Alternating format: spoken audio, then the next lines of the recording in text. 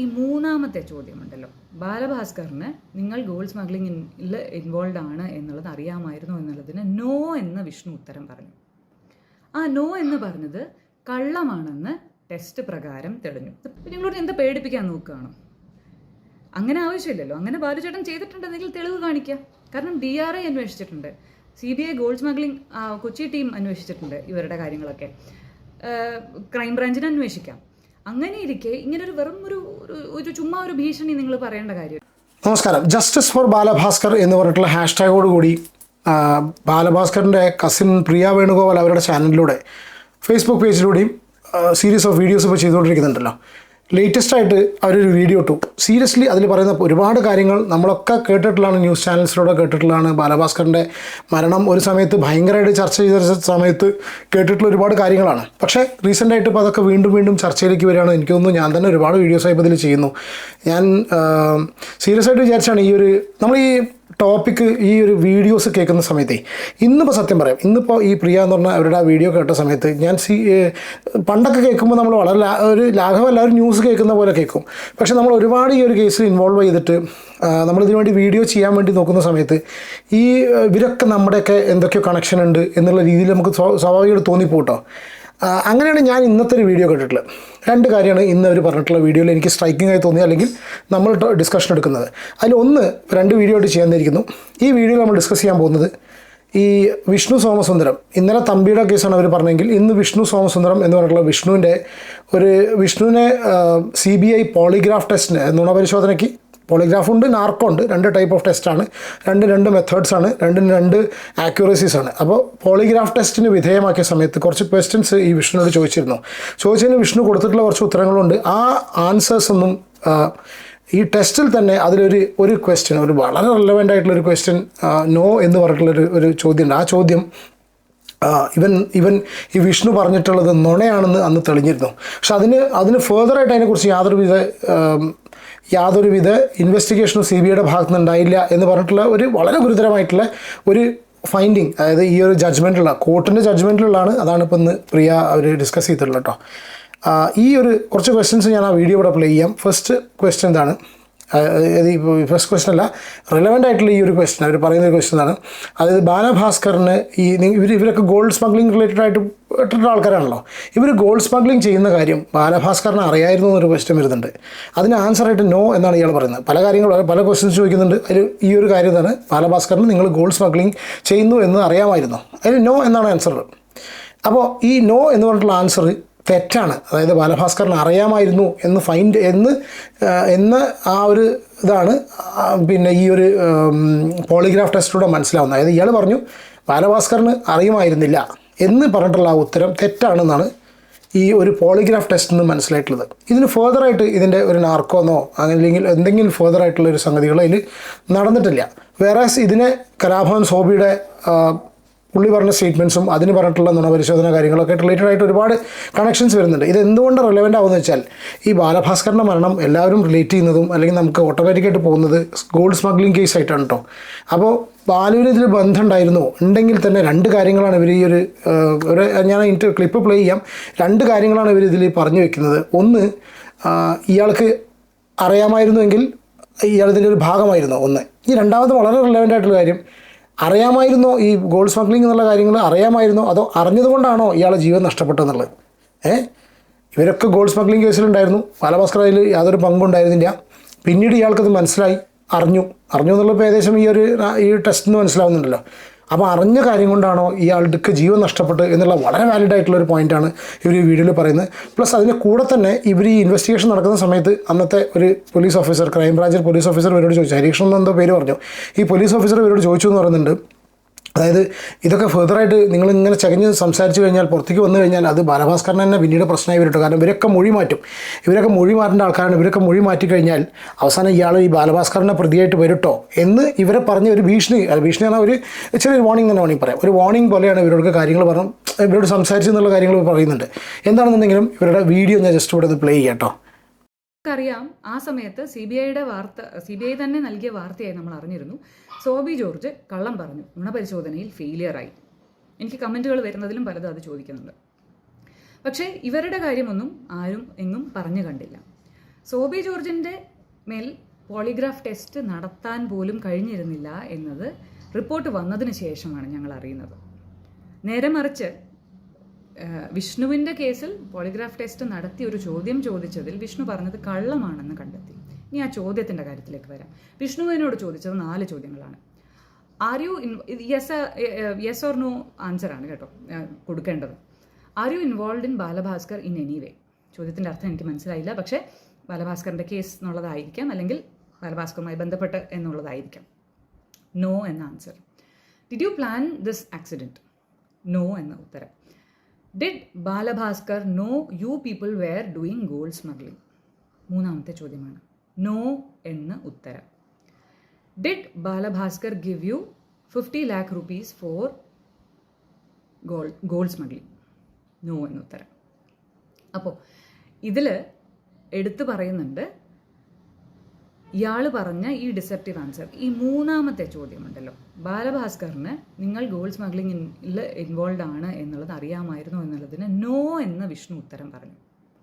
ആ നോ എന്ന് പറഞ്ഞത് കള്ളമാണെന്ന് ടെസ്റ്റ് പ്രകാരം തെളിഞ്ഞു. ഇത് പോളിഗ്രാഫ് ടെസ്റ്റാണ്, അതിനൊക്കെ ഉള്ളൊരു സാധുത എന്ന് പറയുന്നതിൻ്റെ ലിമിറ്റേഷൻസ് എന്ന് പറയുന്നതും ഒക്കെ പലർക്കും അറിയുന്നതായിരിക്കും, എക്സ്പേർട്സിന് അറിയുന്നതായിരിക്കും. കാരണം കൂടുതൽ അന്വേഷിക്കണമെങ്കിൽ അറിയണമെങ്കിൽ നാർക്കോ അനാലിസിസോ അങ്ങനെയുള്ള കാര്യങ്ങളൊക്കെ വേണമെന്ന് പറയും. പക്ഷെ എന്നിരുന്നാലും വിഷ്ണു ഈ നോ എന്ന് പറഞ്ഞതിനെ ഫർദർ ക്വസ്റ്റ്യൻ ചെയ്യാൻ CBI ശ്രമിച്ചിട്ടില്ല.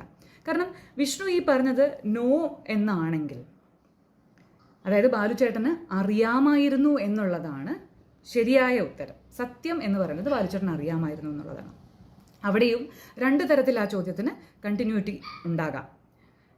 ബാലഭാസ്കർ അറിഞ്ഞ് നടത്തിയിരുന്നോ ഈ ഗോൾഡ് സ്മഗ്ലിംഗ് എന്നൊരു ചോദ്യമുണ്ട്. 2, ബാലഭാസ്കർ എന്തെങ്കിലും അറിഞ്ഞതിൻ്റെ പേരിലാണോ ബാക്കിയുള്ള കാര്യങ്ങൾ സംഭവിച്ചത്? ഞങ്ങൾ ആദ്യം മുതലേ ചോദിച്ചു കൊണ്ടിരുന്ന 2ാമത്തെ ചോദ്യം. ഈ 2നും സാധ്യതയുണ്ടല്ലോ. എന്തുകൊണ്ട് CBI ഈ 2 കാര്യങ്ങളും ചോദിച്ചില്ല? ബാലഭാസ്കർ അറിഞ്ഞുകൊണ്ട് ഈ കാര്യങ്ങളൊക്കെ ചെയ്തിരുന്നു. ബാലഭാസ്കർ അറിഞ്ഞതുകൊണ്ടാണോ ബാലഭാസ്കറിന് ഇങ്ങനെയൊരു ദുർവിധി വന്നത്? ഈ 2 ചോദ്യങ്ങളിലേക്കൊന്നും CBI കടന്നിട്ടില്ല. ഇത് വളരെ കൃത്യമായി കോടതി കണ്ട് അത് തന്നെ ചോദിച്ചിട്ടുമുണ്ട്. CBI അത് കൃത്യമായി അന്വേഷിക്കണമായിരുന്നു. ഇതിൻ്റെ റെലവൻ്റ് ആയിട്ടുള്ള കാര്യങ്ങളൊന്നും ചോദിച്ചിട്ടില്ല. ഇൻവെസ്റ്റിഗേഷനുമായി ബന്ധപ്പെട്ട് ഒരു കാര്യവും ചോദിച്ചിട്ടില്ല എന്ന് എടുത്തു പറഞ്ഞിട്ടുണ്ട് കോടതി. അതോടൊപ്പം ഈ 3ാമത്തെ ഡിസെപ്റ്റീവ് ആൻസർ പറഞ്ഞു എന്ന് പറഞ്ഞതിനെ ഫർദർ പ്രോബ് ചെയ്തിട്ടില്ല. അപ്പോൾ അത് വളരെ സ്വാഭാവികമെന്ന് കരുതുകയും വലിയ ബുദ്ധിമുട്ടുള്ള കാര്യമാണ്. ഇനി ഏറ്റവും ഇമ്പോർട്ടൻ്റ് ആയിട്ടുള്ളൊരു കാര്യത്തിലേക്ക് എത്തട്ടെ. ബാലുചേട്ടൻ നിഷ്കളങ്കനാണോ? ബാലുചേട്ടൻ ഇപ്പോൾ പറഞ്ഞ ചോദ്യം പോലെ തന്നെ ബാലുചേട്ടൻ അറിഞ്ഞാണോ അറിയാതെയാണോ എന്നുള്ള ചോദ്യങ്ങൾ.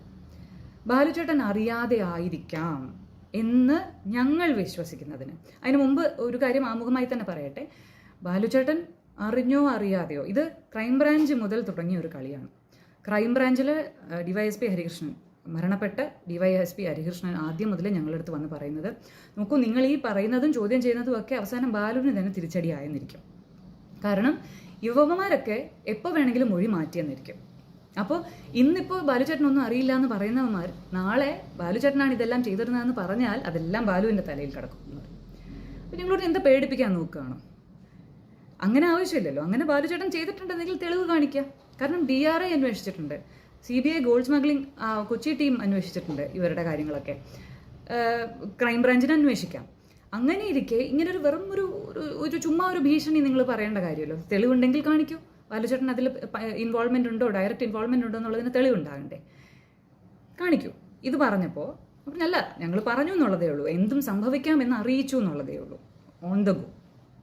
അപ്പോൾ ബാലുചേട്ടൻ്റെ അച്ഛൻ അന്ന് മുതലേ എടുത്ത സ്റ്റാൻഡാണ് ബാലഭാസ്കർ ഇതിൽ ഇൻവോൾവ് ആകില്ല എന്നുള്ളത് ഞങ്ങളുടെ 100% വിശ്വാസമാണ്. ആ അവസാന 2-3 മാസം ബാലുചേട്ടൻ എത്രത്തോളം കുടുംബത്തോട് അടുത്തിരുന്നു, ബാലുചേട്ടൻ്റെ ചേച്ചിയുടെ കാര്യത്തിൽ എത്രത്തോളം ഓരോ കാര്യങ്ങൾ ചെയ്യാൻ ശ്രമിച്ചിരുന്നു. ഞാൻ ഇന്നലെ പറഞ്ഞു പോയപ്പോൾ വിട്ടുപോയ ഒരു കാര്യം അതാണ്. പ്രകാശ് തമ്പി എന്ന വ്യക്തിക്ക് കൃത്യമായി അറിയാം ബാലുചേട്ടൻ ലാസ്റ്റ് മീര ചേച്ചിയെയും കൊണ്ട് SK ഹോസ്പിറ്റലിൽ നിന്ന് സഞ്ജീവനി ക്ലിനിക്കിലേക്ക് ആയുർവേദ ട്രീറ്റ്മെൻറ്റിന് വേണ്ടി കൊണ്ടുപോയത്. ഇതൊക്കെ കൊണ്ടുപോകുന്നതൊക്കെ തമ്പിയാണ്. ആ ലാസ്റ്റ് ഇവരോട് മീര ചേച്ചിയോടൊക്കെ പറഞ്ഞിട്ട് പോകുന്ന സമയത്ത് ബാലുചേട്ടൻ തമ്പിയോട് പറയുന്നുണ്ട്, ഇനി അച്ഛനെ കൊണ്ടൊന്നും ചെയ്യിക്കരുത്, ഇവിടെ ഇപ്പോൾ ഉണ്ടെങ്കിലും ഇല്ലെങ്കിലും ഇവിടെ ഞാൻ ഇല്ലാത്ത സമയത്താണെന്നുണ്ടെങ്കിൽ ബില്ല് സെറ്റിൽ ചെയ്യുന്നതും ഒക്കെ തമ്പി തന്നെ ചെയ്തോണം. കാരണം ഇനി ചേച്ചിയുടെ കാര്യങ്ങൾ ഞാനാണ് നോക്കാൻ പോകുന്നത്. അച്ഛൻ്റെ അമ്മയുടെയും ഇനിയുള്ള ഇത് ശരിയാവില്ല. കാരണം ഇത്രയും നാളിങ്ങനെ തിരിച്ചു മറിച്ചും ഇതിലേക്ക് തന്നെ നമ്മൾ വീണുകൊണ്ടിരുന്നു. ഇനി നമുക്കത് പറ്റില്ല. ഞാൻ തീരുമാനമെടുത്ത് ചെയ്യാൻ പോവുകയാണ്. So just leave it to me. And ഞാനിവിടെ ഇല്ലാത്തപ്പോൾ അത് തമ്പി ചെയ്തോണം എന്ന് പറഞ്ഞ് തമ്പിക്ക് ഇൻസ്ട്രക്ഷൻ കൊടുത്തിട്ടാണ് ബാലുചേട്ടൻ പോകുന്നത്. തമ്പിയാണ് മീര ചേച്ചിയെയും അമ്മയും അച്ഛനെയും ഒക്കെ ഉൾപ്പെടെ പല കാര്യങ്ങൾക്കും വീട്ടിൽ കൊണ്ടുപോയതും അത് കഴിഞ്ഞ് ഈ മീര ചേച്ചിയെ ഹോസ്പിറ്റലിൽ നിന്ന് ക്ലിനിക്കിലേക്ക് കൊണ്ടുപോകുന്നതും. എന്നിട്ടാണ് തമ്പി പറഞ്ഞത്, ബാലഭാസ്കറിന് കുടുംബവുമായിട്ട് ബന്ധമില്ല, അച്ഛനുമായിട്ട് മാത്രമേ ബന്ധമുള്ളൂ, മറ്റാരുമായിട്ട് ബന്ധമില്ല, സഹകരണമില്ല എന്നുള്ളത്. മറ്റുള്ളവരും ഈ ബാക്കിയുള്ള ബന്ധങ്ങളെ പറ്റി ചർച്ച ചെയ്യുന്നവരും ഇതും കൂടി ഒന്ന് ശ്രദ്ധിക്കുക. അപ്പോൾ പറഞ്ഞു വന്നത്, ഈ എല്ലാം അറിഞ്ഞിരുന്ന ആൾക്കാർ, അതായത് ബാലുചേട്ടൻ്റെ കൂടെയുള്ളതിൽ വിഷ്ണു, തമ്പി, ലക്ഷ്മി, ഇവർക്കൊക്കെ അറിയാം ബാലുചേട്ടൻ ആ അവസാന മാസങ്ങളിൽ അടുക്കാൻ ശ്രമിച്ചിരുന്നു എന്നുള്ള കാര്യം. അപ്പോൾ ആ ബാലഭാസ്കർ അത്രത്തോളം ഉത്തരവാദിത്വത്തോടെ, അതുപോലെ തന്നെ ബാലുചേട്ടൻ അച്ഛൻ അറിഞ്ഞിരുന്ന ഒരു കാര്യം എന്ന് പറയുന്നത്, ബാലുചേട്ടൻ അവസാനത്തെ 2-3 ഇത് ഒരു സുഹൃത്ത് പറഞ്ഞതാണ്, അവരൊന്നും പൊതുവേദിയിൽ പറഞ്ഞിട്ടില്ല, ഞങ്ങളോട് പറഞ്ഞതാണ്. ഇതൊക്കെ ഞങ്ങൾക്ക് ഇൻവെസ്റ്റിഗേറ്റീവ് ഓഫീസേഴ്സിനെ അറിയിക്കുക എന്നുള്ളത് മാത്രമേ ചെയ്യാൻ കഴിയുമായിരുന്നുള്ളൂ. ആരെയും നിർബന്ധം. വളരെ റെലവൻ്റ് ആയിട്ടുള്ള പോയിന്റ്സ് ആണ്. അതാ ഞാൻ പറഞ്ഞത്, ഒരുപാട് കാര്യങ്ങളൊക്കെ നിങ്ങൾ പഴയ വീഡിയോസൊക്കെ റെഫർ ചെയ്യുന്നുണ്ടെങ്കിൽ 4 വർഷം മുന്നേ അല്ലെങ്കിൽ എന്നാണോ ഈ 4 വർഷമല്ല ഈ കോടതി വിധി വന്നത് മുതൽ ഇതുപോലുള്ള പല കാര്യങ്ങളും നമുക്ക് കാണാം. സീരിയസ്ലി ഞാൻ ഇവിടെ ഇതാ ഞാൻ പറഞ്ഞു, ഞാൻ ഇതൊക്കെ ഇതിന് മുന്നേ കേട്ടിട്ടുണ്ടെങ്കിലും കൂടി ഇന്നത്തെ ഇവരുടെ വീഡിയോ ദയവ് നിങ്ങൾ കാണാൻ മാക്സിമം നിങ്ങൾ ഷെയർ ചെയ്യാം. ഞാൻ പറയുന്നു, ആ ജസ്റ്റിസ് ഫോർ ബാലഭാസ്കർ എന്ന് പറഞ്ഞിട്ടുള്ള ഒരു ഹാഷ്ടാഗ് എത്രത്തോളം എഫേർട്ടാണ് അവർ ആ ഒരു കുടുംബം ഇതിനു വേണ്ടി എടുക്കുന്നത് എന്നുള്ളത്. അവർ വെറുതെ വന്ന് പ്രസൻറ്റ് ചെയ്യാതിരിക്കില്ല. ആ കുടുംബം, ആ അച്ഛൻ, അമ്മ, അവരെല്ലാവരും എത്രത്തോളം സ്ട്രെസ്സും എത്രത്തോളം പ്രഷറിലായിരിക്കും ഈ കാര്യങ്ങളിലൂടെ കടന്നു പോയിട്ടുണ്ടാവും എത്ര കാലമായിട്ട്. ഇനിയും അവർ നിർത്താതെ കാരണം വെച്ചാൽ നമുക്കൊന്നും ജസ്റ്റ് ഒരു ന്യൂസ് മാത്രമാണല്ലേ, പക്ഷെ അവരെ സംബന്ധിച്ച് അതല്ല. അവരുടെ കുടുംബത്തിൽ അവരുടെ വീട്ടിലൊരാളാണ് നഷ്ടപ്പെട്ടുള്ളത്. അപ്പോൾ അതിനെ അറിയാനുള്ള ഒരു സ്വാഭാവികമായിട്ടുള്ള ഒരു ഇതുണ്ടായിരിക്കും അവർക്ക്. പക്ഷെ നമ്മൾ പറയുന്ന സമയത്ത് സ്വാഭാവികമായിട്ടും ഇത് ചിലപ്പോൾ ഒരു സൈബർ ബുള്ളിങ്ങോ അല്ലെങ്കിൽ ലക്ഷ്മിക്കെതിരെ സംസാരിക്കുന്നു എന്നുള്ള രീതിയിൽ വരാം. ഞാൻ ലക്ഷ്മി ഒരുപാട് സപ്പോർട്ട് ചെയ്തിട്ടുണ്ട്, ഇപ്പോഴും സപ്പോർട്ട് ചെയ്യുന്നു, ഞാൻ ഒരിക്കലും ഇത് പറയുന്നില്ല. പക്ഷേ ലക്ഷ്മിക്ക് ഒരുപക്ഷെ ഇതൊക്കെ അറിയുമായിരിക്കാം. ഞാൻ ആദ്യത്തെ വീഡിയോയിൽ തന്നെ പറഞ്ഞിരുന്നു, പക്ഷേ അതിൻ്റെ കണ്ടിന്യൂഷൻ പറഞ്ഞിരുന്നില്ല. ലക്ഷ്മിക്ക് ഇതൊക്കെ അറിയാതിരിക്കുമോ അല്ലേ? ഇതുപോലുള്ള, പക്ഷേ ലക്ഷ്മി എന്തുകൊണ്ട് മിണ്ടാതിരിക്കുന്നു? എന്തെങ്കിലും പ്രഷറിലോ കാര്യങ്ങളോ വിചാരിക്കുന്നു, അറിയില്ല. നമ്മൾ അതിലേക്ക് കടക്കുന്നില്ല. പക്ഷേ വെരി റെലവൻറ്റ് കാര്യങ്ങളാണ്. ദയവ് ചെയ്ത് ഇവരുടെ വീഡിയോ കണ്ടതിന് ശേഷം നിങ്ങൾ മാക്സിമം അവരെ സപ്പോർട്ട് ചെയ്യുക. ബിക്കോസ് അവർക്ക് സപ്പോർട്ട് വേണമെന്ന് പറയുന്നില്ല. ഞാൻ പറയുന്നത് വെച്ചാൽ നമുക്ക് ഇതൊക്കെ മുകളിലൊരാൾ കണ്ടുകൊണ്ടിരിക്കുന്നുണ്ടല്ലോ. ഞാൻ ഇന്നത്തെ വീഡിയോ ശരിക്കും ഞാൻ ഇങ്ങനെ ഒരു ഇതായിട്ടുള്ള സംസാരിക്കണം വിചാരിച്ചത്. പക്ഷേ ഞാൻ ആ വീഡിയോ കംപ്ലീറ്റ് ആയിട്ട് സാധാരണ കണ്ടീഷൻ നമ്മൾ റിയാക്ട് ചെയ്യാൻ വേണ്ടി വീഡിയോസൊക്കെ ഡബിൾ ദ സ്പീഡിലൊക്കെ ഇട്ട് കാണും. പക്ഷേ ഇന്നത്തെ വീഡിയോ ഞാൻ ഒരു സെയിം ആ ഒരു സ്പീഡിൽ തന്നെ കണ്ടു. അപ്പോൾ അതിൻ്റെ ആ ഒരു ഇത് നമ്മൾ കറക്റ്റായിട്ട് മനസ്സിലാക്കി. ഒരു കാര്യം കൂടി ഉണ്ട്, ഇൻഷുറൻസ് റിലേറ്റഡ് ആയിട്ട്. അത് അടുത്തൊരു വീഡിയോയിൽ കാണാം. നിങ്ങളുടെ അഭിപ്രായം കമൻറ്റ് ചെയ്യും.